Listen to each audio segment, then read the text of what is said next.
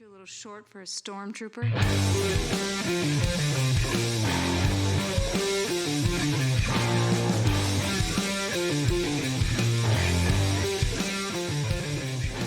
What's up, nerds? Welcome to another episode of the Multiverse Report. We are recapping the week's nerdy news everywhere from Noonan's to Jersey City and everywhere in between. I'm one of your co-hosts, Mike Gibson. With me, as always, is Steve Haller. What is up, Steve? Well, a multitude of various bits and pieces of nerdy news like we have every week. So I'd say we dive right in. Let's dive right in, and we are diving in with a big trailer that we got this week for not the next Disney Plus show we're going to see, but one seemingly sooner than we thought. I don't know, sooner than I thought we were going to see. I don't know, is there a date? I don't think there's actually a date yet, right? It's just a trailer. No, I believe, No, there is a date. June 8th. June 8th, we will be getting the first shot at Ms. Marvel. The trailer we got this week for Ms. Marvel, a Disney Plus show. It's actually later than I expected it to be based on the fact that we have a trailer at all. But I guess gotta keep that hype train running after Moon Knight, man.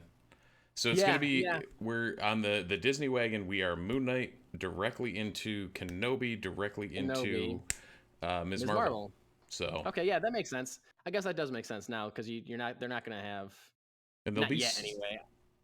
I can envision a day when they have Star Wars shows and Marvel shows running at the same time because they just have too many things and they can't stagger them like this anymore. Yeah, I think this one there'll be like maybe a week or two overlap at most.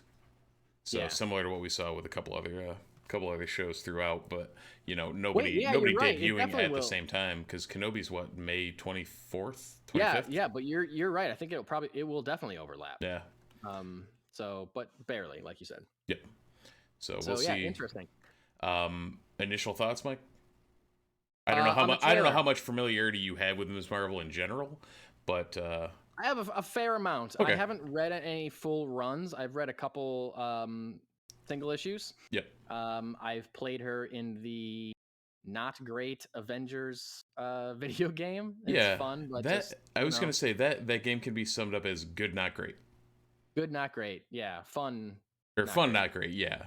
I wouldn't even give it a good. It's just like sometimes it's not even that fun. But right. Sometimes it is. I don't know. It was somewhat enjoyable to do, but yeah, her part, her story was at least cool.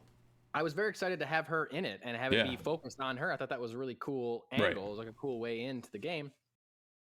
But a lot of the rest of the game just didn't kind of own up.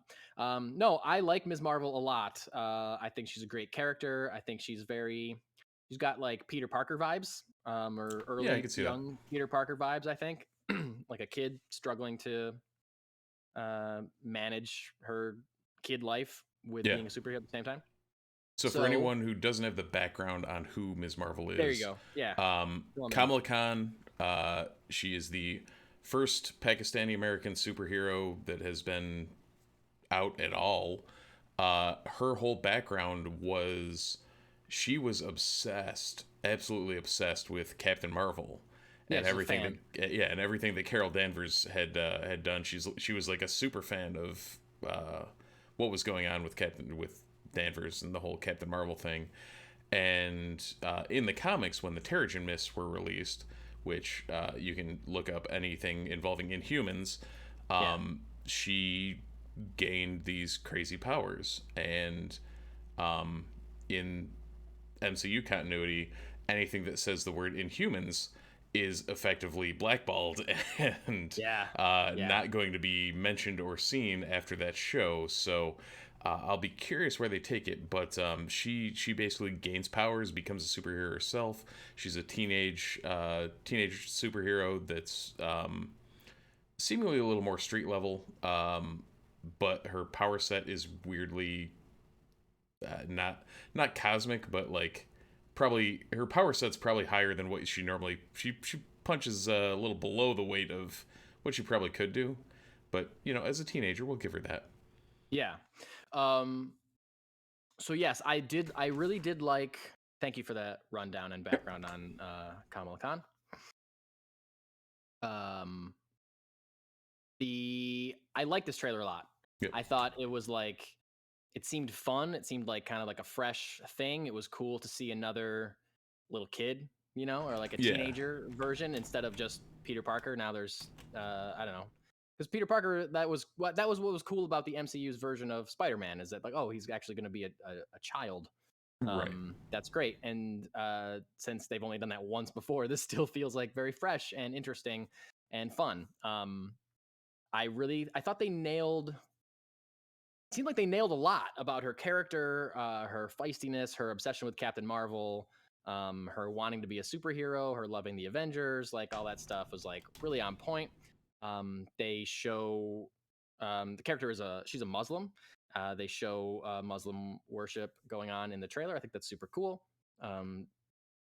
Marvel's been great about, adding diversity where they can, when they can. And this is something that is accurate to the comics. It's not like they're changing to try to reach that audience with the show. They're just like being faithful to the book, which I think is great. I want to say that shot in the mosque was actually framed after one of the early. Yeah, I can't remember. I want to say like that picture was like a frame in one of the books or something similar to it. Oh, nice. So I may be completely making that up, but it's been a long time since I read any of those. I would be surprised if it. I mean, I wouldn't be surprised to see that was accurate. But okay, you mentioned in the book she's an Inhuman and gets her powers through the Terrigen Mist. It seems like in the trailer she's putting on some kind of magic bracelet to get her powers, or that was some weird editing that made it seem like it. Right. But it seems like she clicks on this bracelet with sparkly things in it, and then she gets these powers. So that is different, and I can't blame them because, as you mentioned, Marvel did try to make Inhumans a thing, and they did pretty well via Agents of S.H.I.E.L.D. Inhumans are a big deal in several seasons of Agents of S.H.I.E.L.D. Then they tried to bring the A-list Inhumans in, which in the books, Black Bolt and the rest of the Inhumans are like, it's a solid book. Sure. However, what they did to translate it to the screen did not really work. Yeah, they made a show that got canceled after one episode. I believe it was just so very bad. Originally, it was going to be a movie. They announced an Inhumans movie, and then it became a TV show, and then it sucked and got canceled. So they're definitely not going the Inhumans route with Ms. Marvel, and I completely understand that. Now, the powers that we see her have in the trailer, they seem to be different than what I am familiar with this Ms. Marvel. A further background on the title of Ms. Marvel, I will say real quick. Carol Danvers, which many mainstream MCU fans know as Captain Marvel, wasn't always Captain Marvel. There was another dude that was Captain Marvel for decades in the books, and she was Ms. Marvel. Captain Marvel finally died, whatever. She was elevated to the rank of Captain Marvel. She took over his mantle. At the time, that was like a big, like, a woman's going to be Captain Marvel. Like, I remember that being like a whole thing. And now it's just like, yeah, she's Captain Marvel. Not a big deal. So that left the title of Ms. Marvel available, and they created this character of Kamala Khan to take over that mantle. So, but she has, in the books, she has drastically different powers than Captain Marvel, a very different power set. And because it's Inhuman, like there's a thing in the trailer where she refers to her, like, how does it feel? Someone asked her, how does her powers feel? And she says cosmic, which is a big buzzword in the MCU lately. Like, they're going cosmic. We're getting space and Inhumans and Thanos and Infinity Stones and Loki time travel and all this crazy stuff. So that was like a little buzzwordy for me when she said cosmic, but her powers are not that in the books. Does she have force field powers or anything like that in the books? To my knowledge, I don't think she does. If I'm remembering right, like I said, it's been a while since I've read anything, but it was more like stretching and manipulation of herself and kind of not a combination of like Mr. Fantastic with like being able to also enlarge what she's like, the giant fist and punching things with this huge fist. And she refers to it in the books as embiggening herself. Yes, exactly. Is the term. Yes. I was trying to come up with, I'm like, what was the word they used? Yeah. More or less.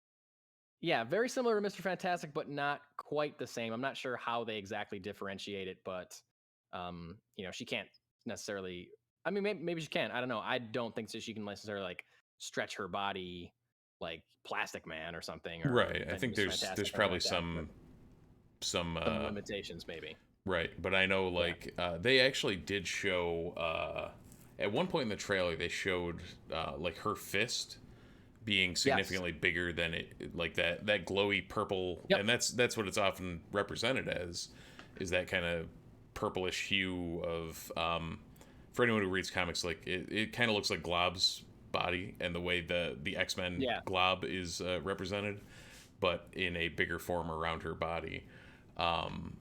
So it's a weird power set that works out really cool. They definitely did the, she's known for the giant fist, I think is like a big part of the comics or a visual in the comic books, and they did show us that in the trailer. I'll be interested to see if they, by the end of the series, they narrow that power set down to just the embiggening, or she ends up keeping all these cosmic powers for like the long haul. And I don't know, I guess I don't know why they would do that, like why they would bother changing her powers, because usually they're so faithful to the characters in the MCU and like what they can do and where they they're usually in general pretty good. So I don't know if it's just to like keep her on par with somebody like Captain Marvel. I mean, no one's really on par with Captain Marvel unless you're Superman. But like whenever Nova gets introduced, maybe not even then, but like not even then. But I don't know, to keep her more cosmic, I guess. So I guess we'll see what happens. And I don't know what you think about this. I am fairly certain we will see a cameo from Brie Larson as Captain Marvel in this show. What do you think? Yeah, I would at least, whether or not it's, it's got to be her. Like, whether it's her, like, up on stage and Kamala is, like, you know, at some appearance, weirdly similar to the Avengers game, where they were, like, where she was, like, tracking them down or whatever, or something along those lines. Or even, like, at the culmination of her assuming, leading into, if anyone doesn't know, there will be a movie in a year and a half called The Marvels, which is confirmed to include Ms. Marvel, Captain Marvel, and Photon, Monica Rambeau. So from WandaVision. Yes. So we'll see where that all ties itself. Yeah, and the little like crystally color things around her powers are similar to things we saw from Monica Rambeau in WandaVision also. I feel like that color was in her, like eyes would change that color and stuff. So like I think that's maybe their way of keeping it all Marvel-y, so they all can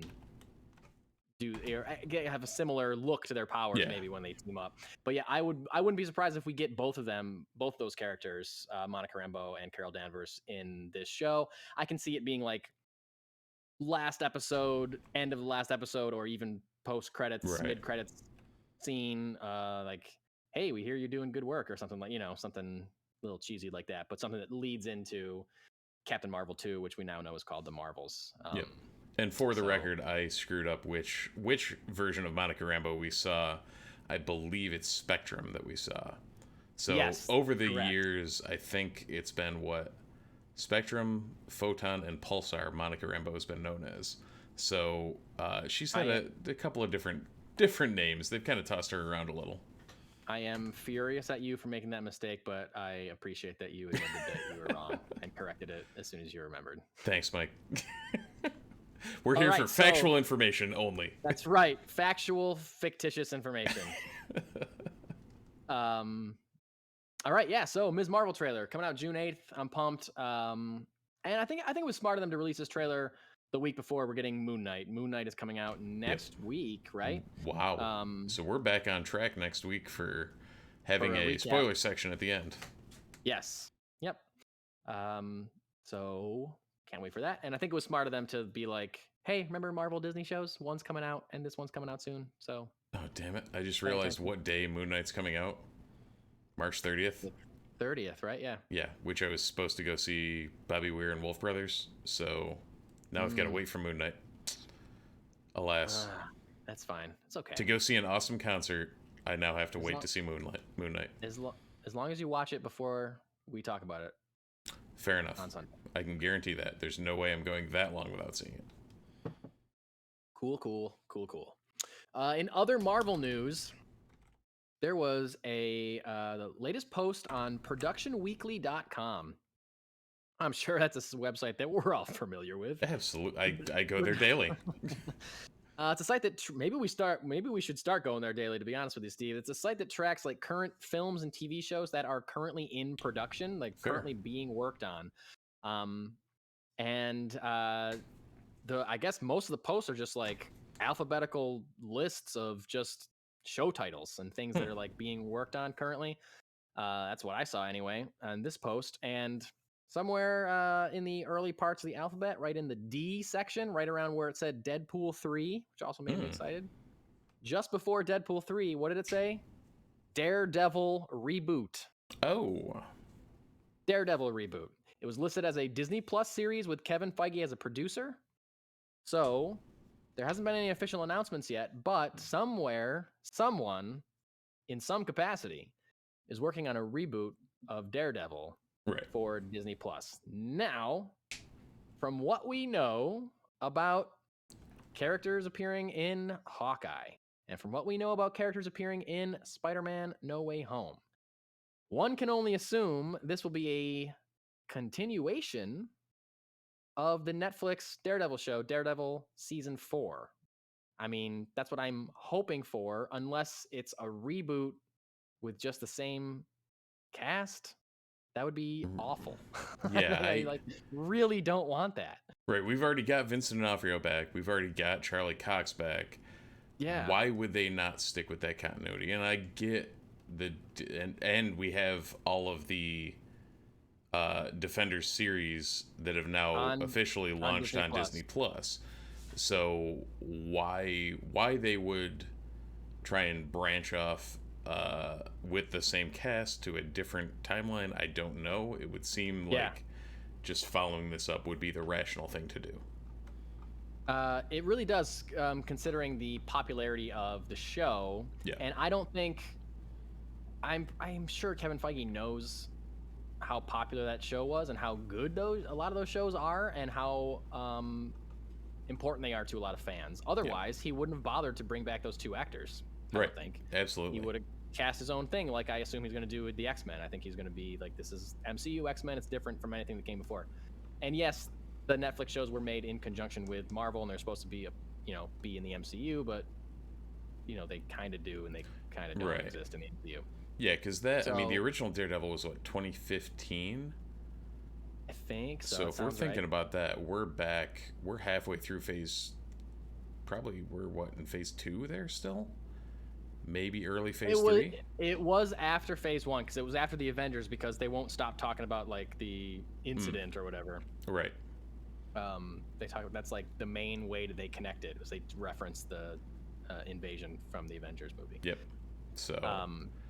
All in all, like, it's tying all that back in, and like you said, Daredevil was a beloved series, and in all honesty, one of my favorite things I've seen Marvel related, period, be it MCU or otherwise.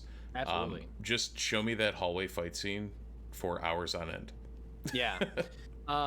That's just a cinematic masterpiece.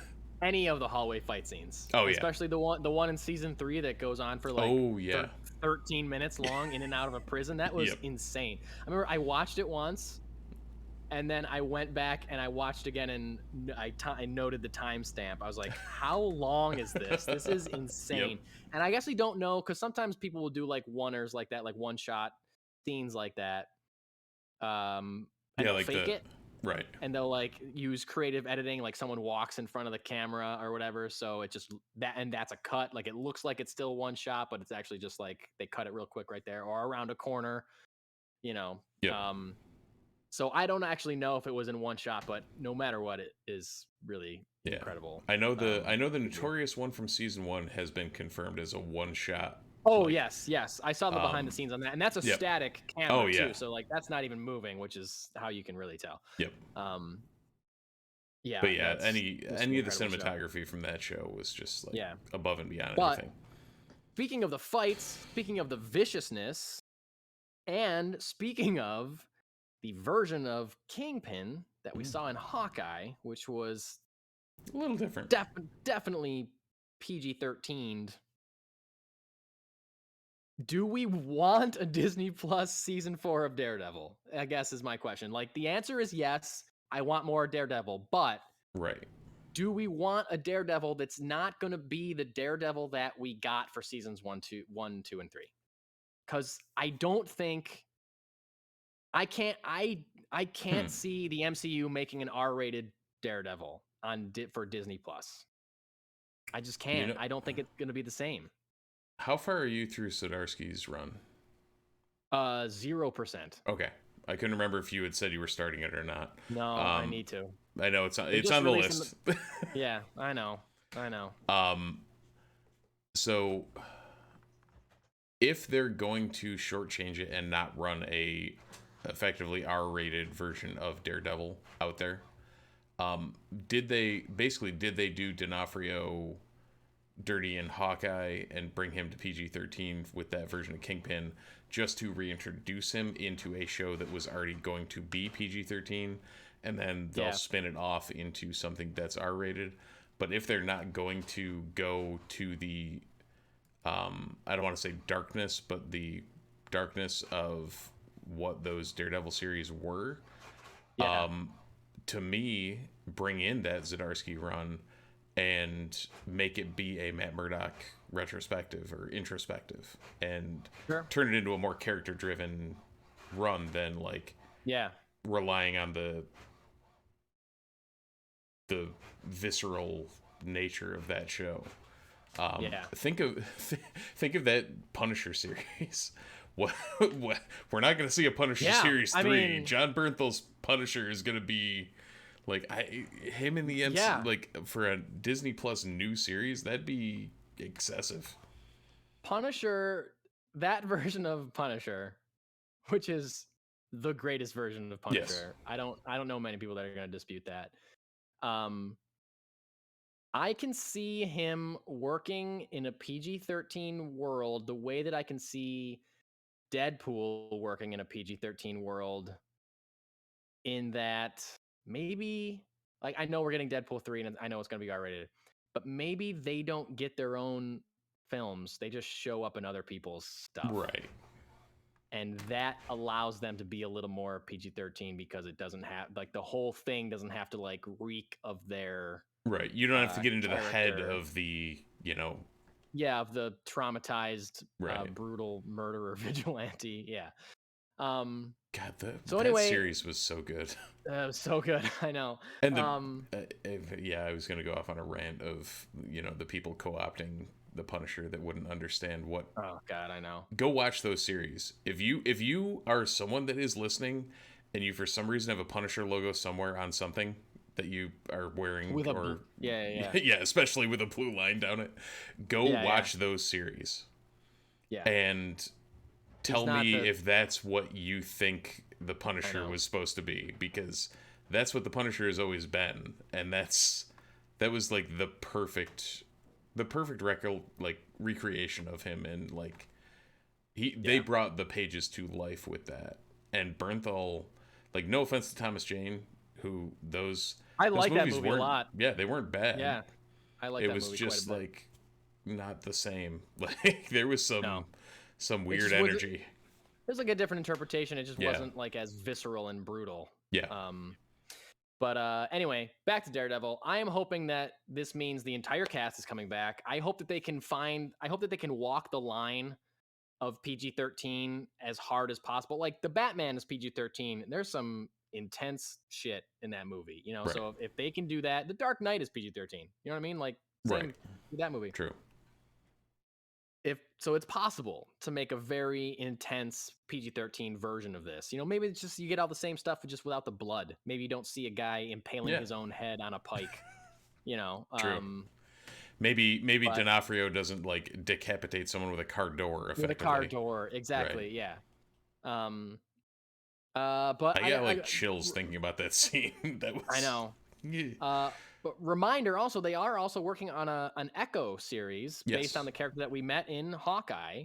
And I feel like it's very likely that Matt Murdock will show up there before we see him in his own show in Daredevil season 4 or whatever. And we know D'Onofrio will show up in that. Yeah, I'd be shocked if he didn't. Yeah. And of course, if he doesn't show up in whatever incarnation of Daredevil we end up getting, then that'll be right. terrible. Also, so I guess off of that, if we're getting Echo, which Echo in the comics, very different iteration. Like this is kind of a new interpretation of it, which I like where they're going. But with what we had existing, give me your top to bottom of the Defenders series that came to Disney Plus. Like rank the Netflix your shows? ranking, including the Defenders miniseries. Sure, we'll throw it in there. And just shows or seasons would take too long. Just the seasons shows? would take too long. Just go shows. Okay, then go, that's easy. Go with their best iteration. So like, give me Luke Cage season 1 versus season 2, and no, I'll just go overall. Yeah, that's what I'm saying. Overall. Daredevil. Yep. Number 1. Daredevil, you came close to saying this. I will say this. Daredevil, I believe, is my favorite Marvel Comics adaptation. Full stop. Of movies, shows, anything. Daredevil is my favorite. I think I will agree with you. Yeah. I think that is now Multiverse Report seal of approval. Like, yes, that was the apex of even pre-MCU. Yeah, and then like close second in Marvel, overall Marvel adaptations, close second is like Into the Spider-Verse or something like that. Yeah. But, okay, ranking the Netflix Marvel shows. Daredevil. Jessica Jones is my number 2. Okay. In my opinion, the first season of Jessica Jones is a masterpiece. I love it so much. Second season dips a little bit. There's still some cool stuff, but it just dips a little bit. It drags. Third season I thought was incredible, and I think a lot of people slept on the third season because it had already been canceled. They announced that it was being canceled before the third season even started, or maybe it had just started or something. But third season of Jessica Jones is great. It's intense. It's terrifying, similar to the first one. And God, David Tennant as Purple Man in season 1 of Jessica Jones is like, holy shit, that is top tier Marvel villain. I honestly, again, in Marvel adaptations, 2 greatest Marvel villains, in my opinion, came from those Netflix shows, and it's Vincent D'Onofrio's Kingpin and David Tennant as Kilgrave, the Purple Man. Like, incredible, both those performances. Absolutely. Punisher is number 3. Luke Cage is number 4. I like Luke Cage a lot. I don't like it as much as other people do. I know a lot of people that love it. It's one of their favorite ones. They would put it over Punisher. They'd put it over Jessica Jones. It didn't hit me the way it hit other people. There's a lot of it I liked. I was really upset that that's the one I was very upset with, that they had canceled it, because I really liked where they left off in season 2. And I wanted more of that. I wanted to see where that was going. Season 2 definitely kind of ramped up to where it started pretty not rough, but slow, not a whole hell of a lot of where you wanted to be, and then kind of ramped up into where's this gonna go, and then just died. Then there's like a bit of just a blank abyss of nothing. Then there's the Defenders, which I really didn't like that much at all. Then there's a huge abyss of nothing. And then Iron Fist is at the bottom of that abyss. I just really didn't like that show at all. I didn't even finish season 2. I tried so hard. I started watching season 2 and I was like, oh yeah, this is a lot better. They were right. This is much better than season 2. And I got 3 episodes in and I was like, yeah, it's better, but I don't care about these characters because season 1 was so bad. I just don't care. I don't care about them, and it's not worth my time, so I stopped watching it. It can be better and still suck. Yes. Yeah, like if that was season 1, then I would have been like, okay, I'll watch this whole thing. But I was like, no, I don't. You made me not care about these people at all in season 1. You didn't do your job. The people I did care about from Iron Fist were the people that were not being focused, or person was not being focused on, Colleen Wing, who I thought was great. She's my favorite part of that series. And I just heard Patton Oswalt say this on Twitter the other day, and I will echo it. If Marvel has any brains at all, and we know they do because they're doing some good shit, greenlight A Misty Knight and Colleen Wing, Daughters of the Dragon show. Give us that. I'll watch every episode. I'll love it. Just do it. I was literally just going to say, similar to that, the Misty Knight portrayal from Luke Cage. I can't remember the actor's name, but loved her. Absolutely, yeah. So I would mirror, and again, it's like to me it's Daredevil, and then those next three are like neck and neck in there. Yeah. Like I agree with your ranking 1, 2, 3, but like it's like Daredevil and then a close those three. Yeah, could and be then any of just, those three, right, depending on which one I'm watching. Yeah. Yeah, like anyone could convince me that like Luke Cage, Jessica Jones, Punisher is the right Punisher, order, or vice versa. And then there's like you just fall off a cliff to the other two. Yeah. I did hear sometimes I think about going back and watching the finale of Iron Fist season 2 because I've heard that Colleen Wing becomes the Iron Fist. Spoiler alert at the end of season 2. So sorry, spoiler alert for a bad show that everyone hates, but that's interesting to me. I was like, oh, okay.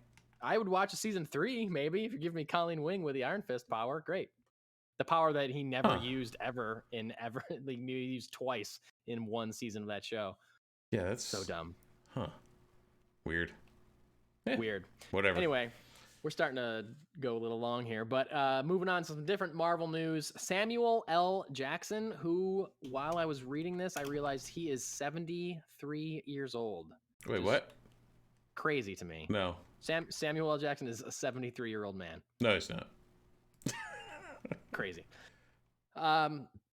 Giving a recent interview with somebody, I don't know who, he confirmed that he is currently filming 3 Marvel projects at the same time. He is in 3 upcoming Marvel projects. This is the quote. He said, well, it's kind of strange when someone tells you they're going to give you a 9-picture deal. You go, how am I going to stay alive to make these 9 pictures? Because it used to take a while to make a movie. It still kind of does, but people make 2 or 3 of them at the same time. In the Marvel universe, it's crazy. When I was in London just now, it was Ant-Man and the Wasp: Quantumania, and The Marvels was happening, and we were getting ready to do Secret Invasion. So it was like 3 Marvel movies on one lot, and I was running around from place to place. So he just confirmed that he is going to be in Ant-Man and the Wasp: Quantumania, Ant-Man 3. He's going to be in The Marvels, which makes tons of sense considering he was a huge part of Captain Marvel movie.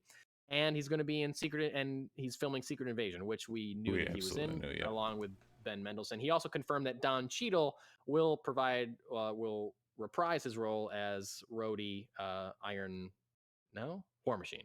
Right. In Secret Invasion. I don't know, War Machine wasn't on the tip of my tongue just then, but so that you is could have cool. gone Iron Patriot, Ironmonger, Iron Man, who knows? Yeah, I know. So many irons. So that's cool. Iron Fist, again, we've already been there. We've just finished talking about him. Yeah, so we knew he was in Secret Invasion. Not at all surprised that he's going to be in the Marvels. That makes tons of sense. He has a deep relationship with Carol Danvers, as we've seen in her solo movie, as well as they don't interact in Endgame, do they? No, they're just at the funeral, but they're not talking. So, anyway. I mean, you got to assume they've kept in touch. Right. More or less. But anyways, not surprised about that. I am kind of surprised to see that he's in Ant-Man 3, but I love it. Because I love him as Nick Fury, and I think I miss him. I missed him from a lot of Phase 3, because he wasn't in a ton of Phase 3 movies. He's not even in a ton of Phase 2, really. I think he shows up in Age of Ultron. And then he kind of goes away. He's not even in Civil War, which is insane that he's not in Civil War. He's not in Thor: Love and Thunder. There's any kind of team up movie he's not really in. He makes he's at the end of Infinity War. Right. And he's at the end of Endgame at the funeral. But that's kind of it. I must be forgetting something. He's got to be Captain Marvel. He was in a lot of Captain Marvel, but that was Phase 3, and that was set in the 90s, so it would have been back and modern continuity. There's not a whole heck of a lot that he tied into. I mean, it would make sense that he has a relationship with Hank Pym. Yeah. Hank Pym was a SHIELD guy. He's a SHIELD guy. And it's weird now that you say that he hasn't been in a bunch of stuff recently, because I know. In my brain, for years I read Nick Fury not as a black dude with an eye patch that was Samuel L. Jackson's voice. And now I cannot think of Nick Fury without Samuel L. Jackson.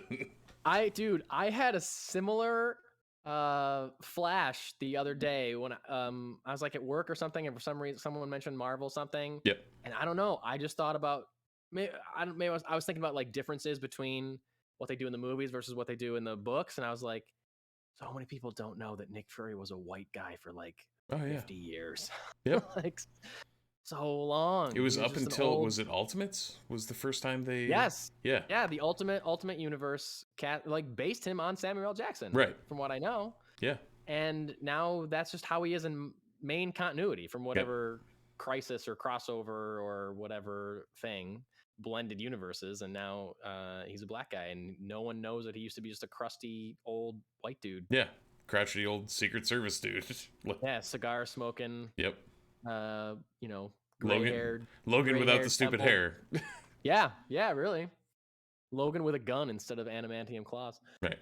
Minor downgrade. But so anyway, I'm excited, and he was like the anchor of Phase 1. He was in all the movies, post-credit scenes, or he's mentioned or whatever. Like he brought the team together. You know, he was like a glue and a necessary one, I thought. So I miss him, and I'm glad that he's coming back. I'm glad that we're going to see him in a big way, at least in these 3 next projects. And I hope that he, I don't know, does as many as he wants to do.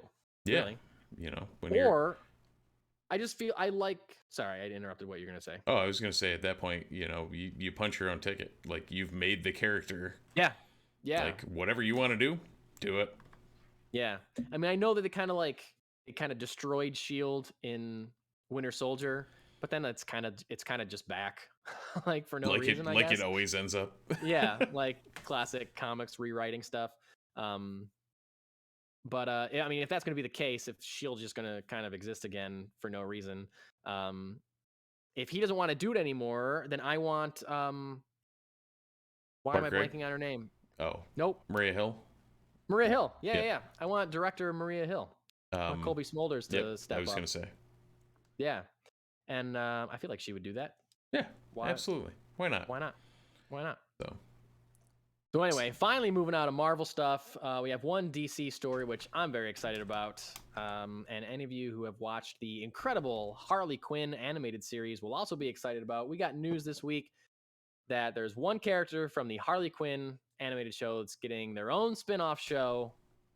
Is it King Shark? No. Is it Poison Ivy? No. Is it Bane? No. It's Kite Man. Hell yeah, is getting his own spin-off series from HBO Max, another animated show. The show is going to be called Noonan's, which is a Gotham City bar where villains like to hang out, like a villain bar. Well known in the not the MCU, not known at all in the MCU, known very well in the DCU. Kite Man will become its owner. He's going to buy the bar and kind of like deal with the running of the day-to-day and its patrons. Showrunner Patrick Schumacher had this to say about it. He said he tries to run the bar by himself, but it doesn't turn out so easy. We have Harley and Ivy appear in the first episode, but after that, we have different goons and villains appearing in every episode, like Lex Luthor and Bane. It will be kind of like Cheers, but for supervillains. Very excited about this. Steve, I believe you have not seen the Harley Quinn animated series yet? I have not, and I have no idea who Kite Man is, and prior to recording... I Googled, I did some Googling, and it seems like the most ridiculous villain ever, and also makes it so I have to watch this now. Yes, well, I was going to do this anyway, but now specifically for you, buddy. Yep. I'll give you a little background on Kite Man. Kite Man is a ridiculous villain in concept. Yep.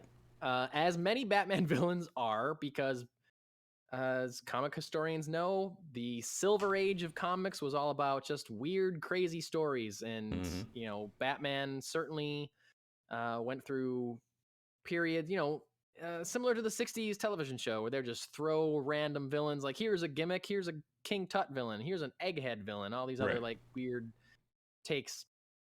But every once in a while, a writer comes along and takes a weird, silly villain and gives them some kind of like dark, trauma-filled backstory to make them a little bit more legitimate. Paul Dini did this with Mr. Freeze in Batman the Animated Series. James Gunn did this with Polka Dot Man in the Suicide Squad. Made us care about this character that has a ridiculous power. Tom King did this on his Batman run with Kite Man and gave him a very tragic, sad, depressing story to his character in a story arc called The War of Jokes and Riddles, one that I cannot read because it bothers me. Yeah. What specifically Kite Man's thing here. But anyway, he's a low-level villain who uses a kite to fly around and steal stuff. And the Harley Quinn animated series really leans into this. Tom King gave him a catchphrase in his Batman run, which was "Kite Man, hell yeah!" Just says "hell yeah" all the time. And they incorporated that into the Harley Quinn animated series. He has a romance with Poison Ivy in that series. It's he's a very bro-y guy. he's really hilarious. His take on their take on him in the show. So I'm very excited to see him get his own series. He's somebody that they kind of nailed this in the Tom King run as well. He's someone that Kite Man's real name is Charles Brown, like Charlie Brown. Somebody that is always trying to do the right thing and always has the rug pulled out from under him, always has the football pulled away from him. And they kind of, as silly as he is, you can get some real pathos out of a character like that. Absolutely. And Tom King certainly did in his Batman run. The Harley Quinn animated series certainly did in their treatment of him as well. So I'm very excited to see this character take on his own series. And a lot of their versions of villains in that show are hilarious. Again, I couldn't recommend the Harley Quinn animated series highly enough to anybody. It's hard R-rated. Don't watch it with your kids. Right. It's hilarious. There's tons of great voice actors and comedians that do roles. It's a show that really understands the source material in a way that is so evident by watching it, but also takes huge swings with the mythology and does things that you would never see in a movie or would never see in comic books. There's finality to some things that happen in the show, and there's jokes that are made and characters are treated in certain ways that can only be done by people that really understand and love the source material. So I highly recommend it. A lot of great takes on villains, and if this show's the Kite Man Noonan series is going to be focused on villains, very excited about it. Showrunner Patrick Schumacher also announced that James Gunn will be playing himself in an episode of the upcoming Harley Quinn season 3. Nice. Working on a Thomas Wayne biopic is the storyline, I guess, for that James Gunn is directing in the world of that series. So very excited about that. If you haven't seen the Harley Quinn animated series, there's 2 seasons of it on HBO Max now. Season 3 is being worked on currently. Nice. So that's definitely have to put that on the list. Yeah, so. It's worth it. It's worth it. In case you want to try watching it with your wife, my wife loved it also. Oh, nice. It's very. I can't get my wife past animation for some reason. It's a hurdle. Yeah. Try giving it a shot because it's very pro woman. Okay. It's very pro feminism. I'll sell it that way and see what bites. Yeah. Maybe that'll break the ice on the animation thing. Yeah, and it really it takes the piss out of just everything that it touches. Perfect. Just really great. That's the best way to do it. We've been talking a lot about villains though. Yeah, so let's keep doing it. And I think we're going to talk more about villains. Yeah, but we're not going to talk about villains on Earth. We're going to talk about villains in a galaxy far, far away. We're talking about Star Wars. There was a report that came out this week from the Hollywood Reporter. Has since been denied by Lucasfilm. Yeah. I'll say that right now. So we're going to take this with a grain of salt. This has been denied. But the Hollywood Reporter said that the original story, scripts, plot, whatever you want to say, for the upcoming Obi-Wan Kenobi series featured Darth Maul as a villain. The actor Ray Park was set to return as Darth Maul to be the main villain of the Obi-Wan Kenobi series, so much so that he had started training and was working to reprise this role as Darth Maul. And then this Hollywood Reporter article also said that Deborah Chow and her team, Deborah Chow is the showrunner and director of Obi-Wan Kenobi. Her team were working on scripts and working out story. They showed what they had to Jon Favreau and Dave Filoni, and they said they liked it, but they said to go bigger was the quote, which led to Kathleen Kennedy pausing. And it was like a year or so ago that we did see that the production was paused so they could do a lot of rewrites. and improve the scripts. Hollywood Reporter is saying that this is why those rewrites took place, because they wrote the character of Darth Maul out and they wrote in Hayden Christensen returning as Anakin Darth Vader. Right. And basically, they kind of hinted at the fact that the way the story was going is that it was a little too similar to The Mandalorian, where it was going to be Obi-Wan Kenobi and young Luke Skywalker, like kind of on the run on Tatooine from Darth Maul, I guess, maybe. Right. Which is a little too similar to Mandalorian and Grogu on the run from everybody or whatever. Like a lone wolf and cub scenario. Like they're already doing that on Mandalorian. Are they really going to do that in Obi-Wan as well? And also would have had to retcon Rebels. Yes, that's the other thing too. And retcon a lot of stuff. Like if Luke is a kid hanging out with Obi-Wan, why doesn't he know who Obi-Wan is? Right. I think canonically there was like a one point where they met, like when he met old Ben, like he saved him from, you know, his speeder breaking down or whatever. But he knew him as old Ben, and like it's not like it's not like he would have been like, you know, best friends with him from going on the lam for years with him or whatever. Exactly. We were like, he said he was proper to some Obi-Wan Kenobi. I thought he might have been old Ben, that guy that saved me and I was on the run with for a year when that Sith was trying to kill me. Remember and the dude with the red face and the horns and the lightsaber? I don't know. I thought he might have meant that guy that I've seen use the Force and use a lightsaber before, but I'm not sure. Maybe not. So that would have presented a lot of continuity problems. So Lucasfilm came out and denied this and said that this was not the case and that it was always going to be Darth Vader. I feel like I believe Lucasfilm that this wasn't a thing. Like I can't see Filoni greenlighting anything that's gonna conflict with the thing Filoni-verse things, like in things Rebels. that he wrote. Yeah. Yes. Yeah. Exactly.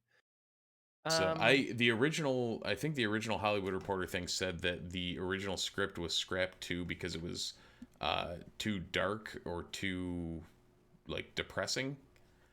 Which is what I want to see out of Kenobi, like in exile on Tatooine. And it's like, read the room, guys. Yeah. Like, we want the depressing story. We want Kenobi. We want to know like Kenobi was in exile, staring at a kid for 10 years, like, or 20 years, like in the desert. Yeah. How do you make that happy? Yeah. And I mean, whatever the outcome of this show is, Obi-Wan's not going to like win anything. Right. You know what I mean? At best, he's going to stay neutral. Yeah, like he's not gonna kill Vader. We know that. He's still gonna be on Tatooine watching over Luke. Yep. He's not gonna like save the galaxy or bring Jedi back to life. Or best case scenario, he gets back to his hut. He just runs away, escapes. Best case scenario, he doesn't get killed, which we know he doesn't. Yeah. So I mean, that's the trick. That's the trick of any prequel.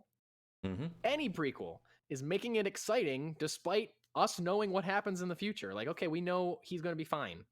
So how much tension can there really be for him when we're like, okay, he's going to be fine. We know. We see him as an old guy. We see him die, and it's not now. So whatever.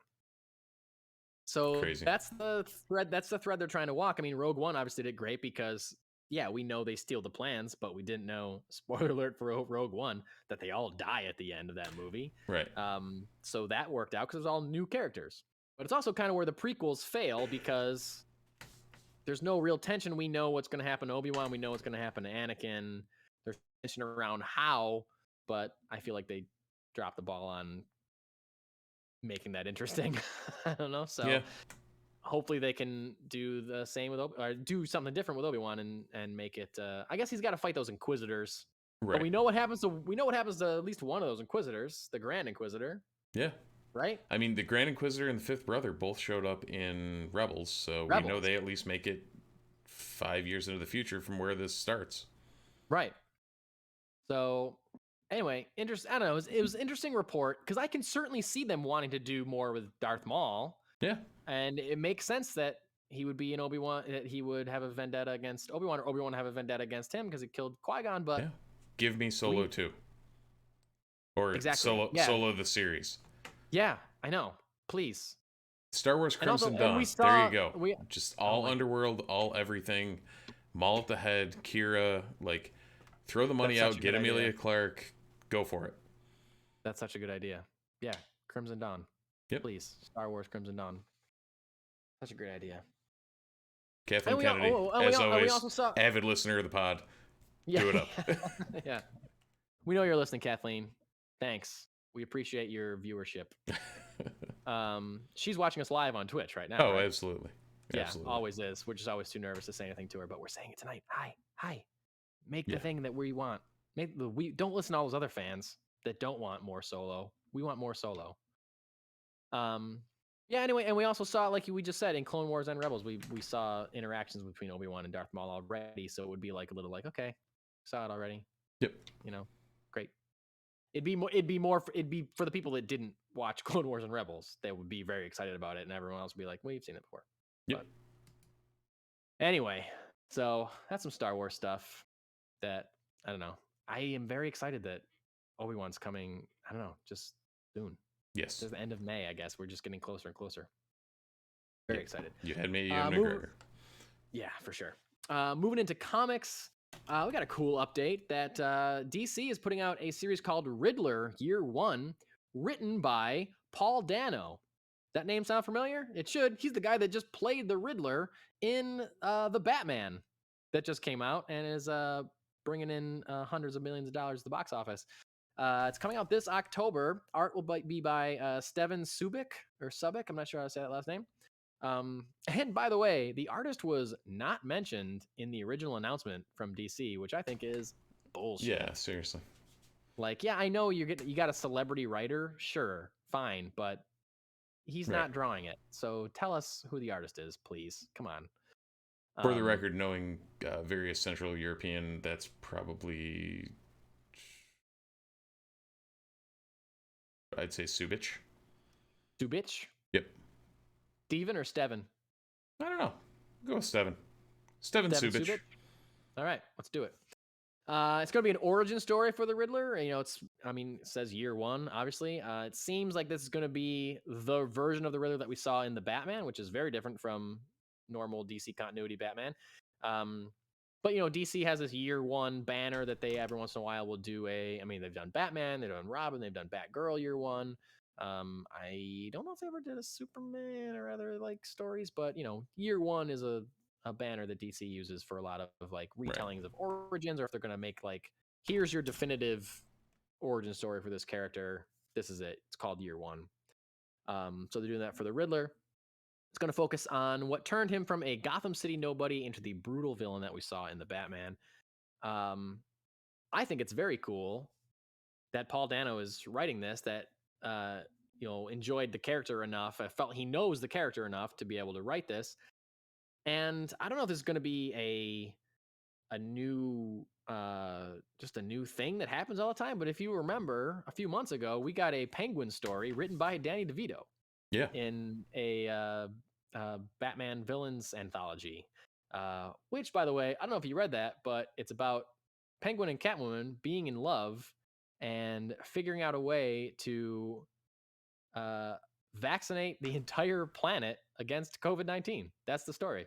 Yeah. Awesome. Loved it. Loved every second of it. Danny DeVito. Yeah. Pretty great, though. Oh, yeah. Are we going to get like an Arnold Schwarzenegger Mr. Freeze comic, or Jim Carrey honestly, doing the Riddler? Or I would take any of those things. Yeah. I don't care. I don't love either of those interpretations of those characters, but yes, I'll read that. I don't know. I think that's cool. Like, it's cool that an actor cares enough about a character or is invested enough in a character to want to continue that story in some way in a comic book form, because it shows that they care about the medium of comic books in general, and that they also really connect with the character. So, I'd love give me a Harley one shot written by Margot Robbie, or absolutely. Anything like that. Give me the Peacemaker miniseries by John Cena. John Cena, yes, absolutely, 100%. Only if they can go panel by panel for the intro on every book. That's the only way I'll read it. So I can read it while playing Wigwam in the background. My wife has said several times that she thinks that she and I should learn the dance, the opening dance to Peacemaker. I can't And say I'm that down. conversation has not been had in our house. Yeah, I'm down, but we haven't tried it yet.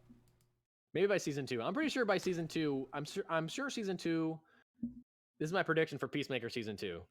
Totally on topic of comics. Oh yeah. It will still open with the same song. It will still be a dance number, but it will be a different dance. And different characters, as you may have assumed based on how the show ended. Some of those characters are no longer with us. Won't be in season 2. But that's my prediction. Same song, different dance, different people. Anyway, this week in comics, we got some new comics coming out at your local comic book store. Action Comics 1041. All new Firefly number 2, Avengers Forever number 4, Black Hammer Reborn number 10, Captain America and Iron Man number 5, Detective Comics 1058, Department of Truth 17, Elvira Meets Vincent Price number 5, Harley Quinn number 13, Human Target number 6, Icon and Rocket season 1 number 6, Robin number 12, Saga number 57, Savage Spider-Man number 2, Star Wars Darth Vader number 21, and X Deaths of Wolverine number 5. Lots of great stuff in your local comic book store this Wednesday. Please go check them out. Human Target is a book that by Tom King and the artist who I do not remember, but the art is absolutely incredible on that book. It has been greenlighted for season 2. I don't know if you saw that. It was a couple weeks ago. Yeah, so it's going to be a second season of. I like that they're kind of referring to comic arcs as seasons now. I like that. It's going to be a second season. This is a book that I love the first 2 issues of, like hardcore loved, and I missed the third one, and so now I'm like, I'm just going to wait till it's out in collected edition, and now there's going to be a season 2, and I'm like, oh gosh, should I jump back on? Like, I just miss it. I'm like mad that I'm not reading it week to week because I see clips from it on Twitter and stuff. And I'm like, oh God, I wish I was reading that book. It looks so beautiful. Yeah, and the Greg Smallwood art is like, it's Greg killer. Smallwood, yes, yep. Thank you. Yeah, it is killer. I did the same. I think I have through 3 here, and then the same thing happened. I just fell off it. So it's like I'm just sitting waiting for that trade. Yeah, it's just like fun and cool and like it's like sexy in like a weird way, like the way that it's written. It's so good. It's the weirdest way to describe it, but also very accurate. Thank you. I saw someone else refer to it as that too. I've referred to it like that before, but not alone apparently. So I feel okay about it. All right, moving on into some one shots. We got a number of them for you today. This first one is about upcoming Doctor Strange in the Multiverse of Madness. Kevin Feige himself, master of the Marvel Cinematic Universe, says that fans of Evil Dead 2 will be very happy with Doctor Strange in the Multiverse of Madness. Steve, I know you're not a huge horror guy, but I know you like the Evil Dead movies. Is that correct? Absolutely. As do I. Evil Dead 2, there's only like a few movies. I'm a big movie fan. I watch a lot of them. There's only a couple that I watch yearly. Like I have to watch It's a Wonderful Life. At Christmas time, I watch Groundhog Day on Groundhog Day every year. And during the Halloween season, I 100% at some point during October have to watch the original Halloween, and I have to watch Evil Dead 2. It's like a thing. I have to. Even if it's just on in the background, I'm not really paying attention. I need to experience in some way Evil Dead 2. I love that movie so much. It's insane. It's great. So when he's saying that he's saying the Evil Dead 2 fans will be very happy with Doctor Strange in the Multiverse of Madness, he's talking to me. He's saying that Mike Gibson will be very happy with Doctor Strange in the Multiverse of Madness. Seems like he's saying it about Steve Haller as well. Oh, absolutely. I was brought into the Raimi fold by Army of Darkness, and retroactively went back to Evil Dead 2. Nice. And yes, I'm with you on like, it's very, I don't want to say rewatchable, because it's not like I'll say it. I've rewatched the hell out of it, but it's like it's not something you would think of as stereotypically rewatchable, but it still holds up every time you watch it. It's just weird in such a great, amazing way that I just can't get enough of it. It's weird in a way that only Bruce Campbell with a Sam Raimi script can do. Yep. Real quick, while we're talking about Evil Dead, I went the opposite way. I started with Evil Dead 1, but I rented it with my good friend, Dave Stone. Shout out to Dave Stone. because we had heard, good friend of the pod. Good friend of the pod. We had heard that the Evil Dead franchise was horror but funny. So we're like, let's dive into this. So we got you went to Evil Dead 1. We went the Evil Dead, the first one, and that is not a comedy, that movie at all. And there's some like dated effects and stuff, but it's still very creepy. And we were like, this is not what we expected at all. We actually watched. We got both. This is back when we were like renting from a video store. Like we rented both Evil Dead and Evil Dead 2 at the same time, and we were gonna watch them both on the same night. And we needed to take a break after Evil Dead. We're like, that was not funny. We're like, when did the joke start? This is not happening. We were like, okay. We watched cartoons for like a half hour before we went back. We're like, okay, lighten the spirits a little. Yeah, and then soon after Evil Dead starting, we're like, okay, all right, this is a little bit more what we were thinking. Then by the time we got the next week, I think we watched Army of Darkness, and we're like, okay, this is what we thought it was the whole time. Right. So now we understand it gradually gets to insanity, just broad comedy. Mm-hmm. Anyway, the quote from Kevin Feige said, in talking about working with Sam Raimi on developing the movie, directing the movie, editing the movie, he said, we want it to be a Sam Raimi movie. Don't forget the Sam Raimi parts, like editing, like telling him like, hey, make it more of your own, make it more, Raimi stuff. He said, you will see just how Sam Raimi it is in ways that will make fans of Evil Dead 2 very happy. Now, I don't know what this means. I hope that it means that we see Stephen Strange with a chainsaw for a hand. Fair enough. I doubt that's going to happen. But boy, I would love that if that happened. My guess is that it's just got a lot of like weird horror, creepy looking elements to it. Or what else could it be? Maybe Ash does show up. Because it's a Sam Raimi movie. Yeah. I mean, Bruce Campbell will be in it somewhere. Bruce Campbell has said that he is retired from playing Ash Williams. Oh, okay. But he's also said some crazy stuff before about the future of the Evil Dead franchise and things that have not panned out. So, who knows if Disney's throwing him a check to throw a chainsaw on his hand one more time, then I feel like maybe he would maybe he'd accept that and suit up as Ash. We might have talked about this, but have you seen the Ash versus Evil Dead series? I haven't. No, that's one we talked about that, and it got on. I think you, me, and other Dave Pawinski were talking about that at one point, and like it moved on to my need to watch list.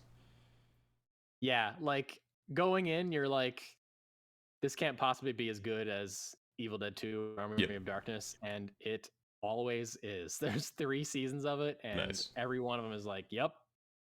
Just and nail like, it. Then even it's like for me, it was even episode to episode, and then season to season, I was like, okay, they're not going to be able to do this again. They're not going to be able to make it this good again. I'm like, yep, okay. Still did it. All right, fine, I'll stop. Crazy. So anyway, that's a series I wish would come back because I miss it. Anyway, let's stop talking about this one shot and not an actual topic. The one shot turned into a topic. Yeah. All right. So take it away, bud. Yeah. In the next one shot of note, Blue Beetle casting news. Blue Beetle has apparently added George Lopez. I don't know if that George Lopez. It is that George Lopez. George Lopez. Yeah. Okay. Adriana Barraza, Elpidia Carrillo, and Damián Alcázar, all playing members of Jaime Reyes' extended family. Director Angel Manuel Solo has said that his goal was to find actors that could lend authenticity to the Latino heritage of the character. So good to see, we're getting more casting news and more promise that, this movie is continuing to plug forward. With the way, news is coming left and right of things being canceled or shuffled. So now that we've got casting all over the place, like it's happening, and I'm glad to see they're leaning into the actual heritage of the character in the comics, because it's always been a big deal from everything I've garnered. Yeah, absolutely. I think this movie's could crush. Yeah, I think, considering it's the first Latin American superhero story, and they're really doing their due diligence to make that an authentic experience and make the character and his entire life like really digging into that heritage. I think this movie could do real numbers, and especially if it's good. I hope that it's really good. But yeah, man, Blue Beetle and Kraven, we're just getting casting left and right for these two movies. Like, apparently, things are filling up. Chris Pine, Captain Kirk himself, Steve Trevor himself, describes his upcoming role, not his role, describes the upcoming Dungeons and Dragons movie that I forgot was happening. Same. Until I read this quote. But he is in a Dungeons and Dragons movie. He described the tone of the movie, saying that it's Game of Thrones mixed with Princess Bride and a smidge of Holy Grail and a little bit of Goonies. Wow. So it's a comedy, right? Apparently. Comedy? Like, I mean, the weird thing with the way that's described, you have Princess Bride in a comedy that takes itself completely seriously. You have Holy Grail, which is the craziest, like, British comedy you will ever see, and that one of my favorite. Does not take it. That does not take itself very the seriously, absolute opposite of taking itself seriously, and then the Goonies, and it's like what? How? And then Game of Thrones, right? So, what this is going to be, I have no idea. Dungeons and Dragons movies. As an avid Dungeons and Dragons player and someone who's thankfully not seen some of those movies over the years that they've tried to make, does not have a great track record when it comes to making movies based on the IP. I've never seen any of the existing Dungeons and Dragons movies. Does it incorporate the fact that people are playing a game and then jump like into the game? Because I feel like that's Jumanji what it style? has to be. Well, I feel like it's got to cut back and forth between the people playing the game. Not necessarily Jumanji, not necessarily they get sucked in, but like there's got to be a game element to it, right? Or a choice element or something. To my knowledge, there never has. I don't know. To my knowledge, the one that I did, I think I saw some of one of the ones from like I don't know if it was the 90s or whatever. A lot of weird things happened in the 90s. 2000 was the year it came out. With recently? Jeremy Irons, Marlon Wayans. So wow, some interesting casting. Very interesting. But apparently, I mean that one was its own animal of badness. And they keep trying to tap into. They keep trying to tap into the IP when there's no the whole idea of D&D is making your own story or like making it up as it goes, and to try and tap into that to make a movie out of it just seems like they're just trying to kind of like they did with Battleship, where it was a movie that loosely resembled something that had to do with ships. Well, that's why I feel like it's got to be like two stories. I feel like it's got to be about the people that are playing the game, and then it's got to cut to like what like the story of the game, like cut to their characters as part of the movie, and there's got to be some kind of either connection or drama that's happening between the players that resembles what's happening in the game. Have you ever watched a show Community? Yeah, like NBC sitcom. Have you ever seen the Dungeons and Dragons episode that they did? Yeah, something like that, but a little more like effects heavy and stuff. Because like I thought there's two Dungeons and Dragons episodes of Community. I thought they're both great. Yep. And it really it takes the game seriously. It like shows the legitimacy of the experience, right? But also makes it. I mean, it's a comedy show, so it makes it funny, and it also is a way. It's like the people playing the game dealing with real world situations and real world relationships with each other within the game. I feel like that's got to be, if that's not the movie, I think that's a mistake. Yeah, no, the first one, the literal tagline of the movie was "This is no game." Well, so I think it's got. I mean, that's what it is. I think that wouldn't. In all honesty, that'd probably be more successful than anything that they've thrown at it at this point. Yeah, I mean, I feel like if it's you and me playing this is the movie. You and me are playing a Dungeons and Dragons game. You have wronged me in some way. Yep. But I'm not being honest with you about how I feel about it or something. Yep. And in the game, that creates some kind of crazy rivalry or whatever. So weirdly, like the Princess Bride. Yes. Where you have the two, you have the narration and you have the Intriguing. Yes, exactly like that. So yeah, it's Columbo and Fred Savage. Why can't I think of Peter Falk? Yep. And Fred Savage I was reading having the same book trouble. about their like grandfather grandson like relationship, but also like in the exactly like that. Exactly like I hope that's what he means by Princess Bride. I hope that's what he means. That, or Inigo Montoya shows up. Like Mandy Patinkin's still making things, so why not? That'd be cool too, dude. Why haven't they made a Princess Bride reboot or sequel or anything like that? I just found out. Like a legacy sequel with all those actors. That'd be pretty awesome. Well, without Andre the Giant, but yeah, I know. But you got Robin Wright, you got Carrie Elways, you got Carrie Elways is coming to Syracuse for a screening of Princess Bride at the Landmark at Krause Heinz.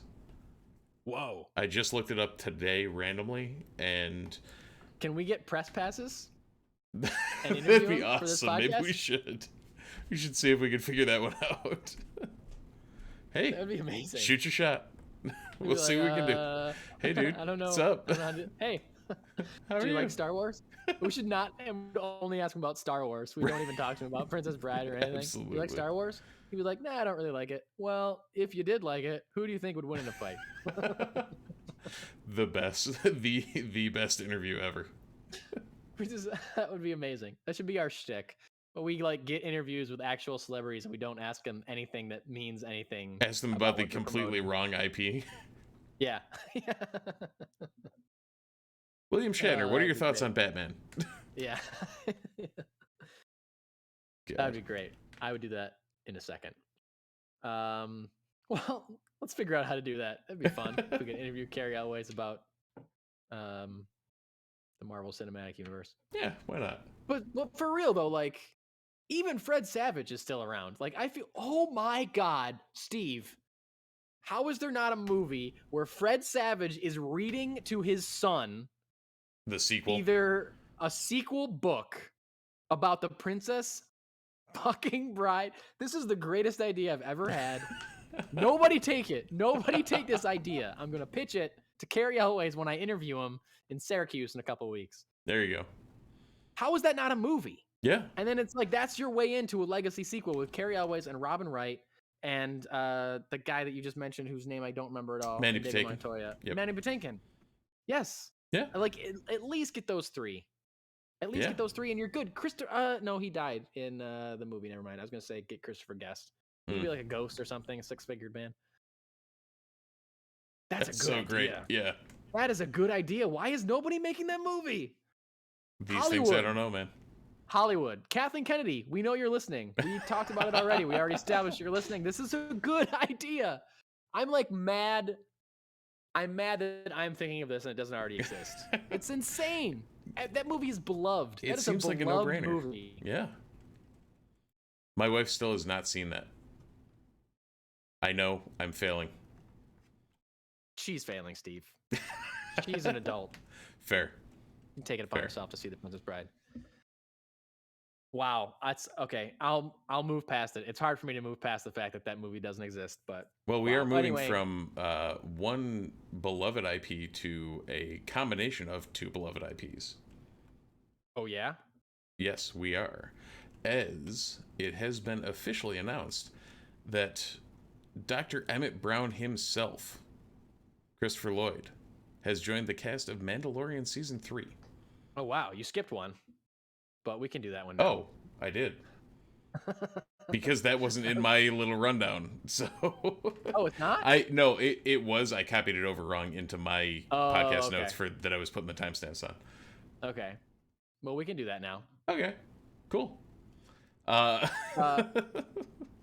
Yeah, I mean, there's not much to dive into, but that's super cool. I love Christopher Lloyd, and I love Star Wars, so put him in. Yeah, of course. Yeah, no word as to what he's doing or how he's doing it or why he's doing it, but I know he's can't there. Really dive in, but I mean, it's similar to. I mean, they've had cameo actors show up in stuff like. I mean, that's the cool thing about these Disney Plus shows is you can get a director. A legit director like Bryce Dallas Howard or Robert Rodriguez to be like, yeah, I'll direct a Star Wars thing because it's only going to take me a week and I can then go back to movies. I mean, led to Robert Rodriguez doing a lot more in the Boba Fett world. But right. But you can get like Bill Burr to be that dude in the episode, and exactly, yeah, Bill Burr can do one episode a season or something, and just, I'm in Star Wars, and I don't have to commit the next 6 years of my life to doing a trilogy or whatever, you know. And that's cool. And I mean, it's not like I follow his career. I'm sure he's doing other stuff, but I don't know much that Christopher Lloyd has done recently, acting wise. I'm sure he's done something here or there, but it certainly hasn't been anything on this level of absolutely built-in audience and fandom, for sure. And yeah, you're right. He is a beloved characters from the Back to the Future trilogy and Clue. You know, he's done other genre stuff and like, you know, cult hit stuff that people love. So I'm sure it'll be wonderful to see him in Mandalorian. I'm sure they'll use him very well, very well and wise. The last one shot that Skeeve, that's a good nickname for you, right? It's my nickname when things go sideways. Yeah. That Steve skipped over is that an actor named Paul Wesley has been cast as Captain Kirk in season 2 of Star Trek Strange New Worlds. So we knew we were getting a season 2 of Star Trek Strange New Worlds, and they're bringing in Captain Kirk. So this is interesting because this is the third, to my knowledge, person that's ever portrayed him in live action. And I feel like it was a big deal when they cast Chris Pine to play Captain Kirk, because that was like, oh, how you're stepping on sacred toes. Role. Yep. Yeah. No, so now I feel like because that's happened, it's like a little less of an issue or a little less of a deal, but it's still a big deal because only it's not like Batman or James Bond where like 1 million people have played this character. You know? It's like at this point now, if you said like Paul Wesley is playing Tony Stark in something, you know, that'd be a big deal because only one person has played him. And it'll be a big deal when they recast Wolverine, you know? Oh yeah. But, I mean, not even to that extent, because by the time Chris Pine started playing Captain Kirk, there's no chance William Shatner was. Yeah, exactly. There was no chance, and William Shatner had played the character for way longer than either Robert Downey Jr. or Hugh Jackman has played those characters. So, but I still think this is a big deal because it's a third Kirk, and it's like I honestly wouldn't be surprised if we see a cameo of Shatner as Kirk still in something moving forward, because the way that they deal with time travel and things. And we saw Leonard Nimoy in the first J.J. Abrams Star Trek movie. So like, I wouldn't count that out. There's a possibility. So I feel like he's still Kirk. Chris Pine is still Kirk, and this new guy is Kirk. That's 3 different ones simultaneously, and that might be the first time that's ever happened in any franchise. That there's been 3 existing actors all able and all with the possibility of returning to that role. I can't think of another one that has 3. I mean, unless you're looking at like Batman, but I don't know. Oh, Spider-Man. Yeah. Yes. But that wasn't possible. Literally. Yeah. But that wasn't happening until one specific movie. You know what I mean? That wasn't like a thought that it was going to happen. Which I did finally get to see in real vision. Dude, I was mad because you can't rent it. You can only buy it for $20. And I didn't realize that. And I was like, if I'm going to buy it, I'm just going to get the Blu-ray. I'm not actually going to buy it digitally. See, I don't have anything to play a Blu-ray on anymore because I have the discless PS5. That's right. So I got to wait until I can either rent it for less than $20 on Amazon or buy a Bluray. Yep. Yeah, I just bought it on Apple whatever I was like, I need to see this. I was going to spend $20 on it in the theater anyways. Screw it. So I'm sure it looked much better. Did it? Oh yeah, 100%. Yeah. There were a lot of scenes that hit very differently in a good way. I bet. Worked out well. Cool, man. Still a good movie. Even better now. Yeah, even better when you can see what's happening. Right. When you're not watching Vision apparently is a good thing when you're watching visual media. Yeah, it sure is. So anyway, that's all I got. If you got anything else, Steve, that's all. I think that's it here. Feel free to like, subscribe. If you're watching on Twitch, follow us. If you're watching anywhere else, ring that bell. Also, feel free to like and leave comments and descriptors, and we will read out anything you read on or send us on the show. Social media, the Multiverse Report Multiverse RPT on Twitter, and themultiversereport.com for all your multiversal needs. That's right. That's who we are. That's what we do. There we go. All right. So until next time, everybody, thanks for watching. Thanks for listening, and we'll see you in the multiverse.